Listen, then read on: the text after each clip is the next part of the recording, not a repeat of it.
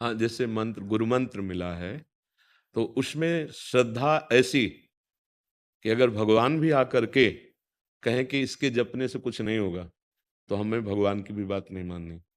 इसके उदाहरण में पूज्यपाद सिउड़िया बाबा जी एक बहुत बड़े महान संत हुए हैं।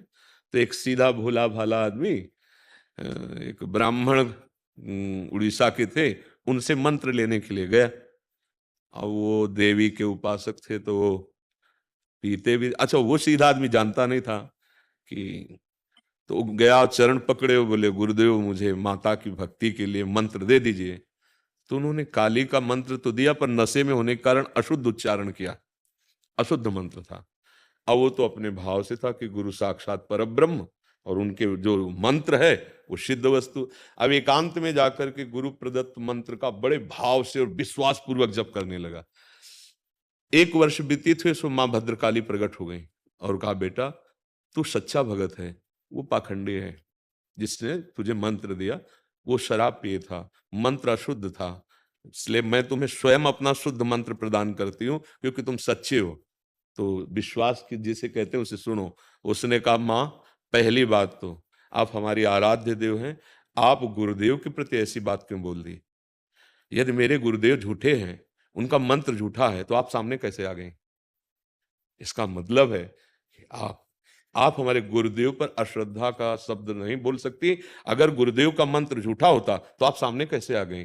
नहीं माँ, आप हमारी ऐसी परीक्षा न लें, मेरे गुरुदेव भगवान है और उनका दिया हुआ मंत्र परम सिद्ध।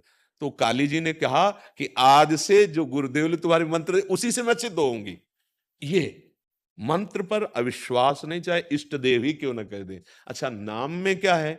नाम में तारण शक्ति विशेष है।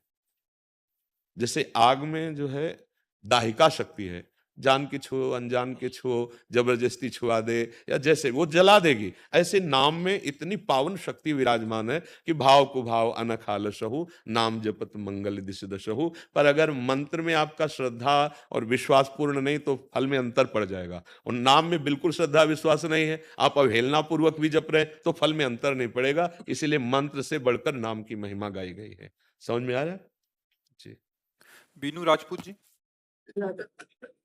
राधा वल्लभ श्री हरिवंश महाराज जी, दंडवत प्रणाम।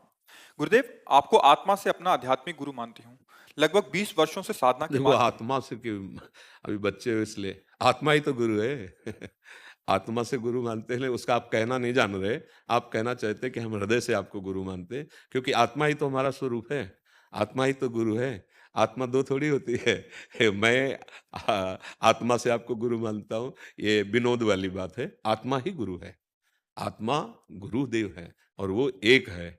वो लाखों घड़े में जैसे लाखों सूर्य दिखाई देते हैं पर सूर्य एक ही होता है, ऐसे ये सब घड़े हैं, आत्म तत्व उनमें एक ही है। आप शायद ऐसा कहना चाहते कि मैं हृदय से आपको गुरु मानता हूं।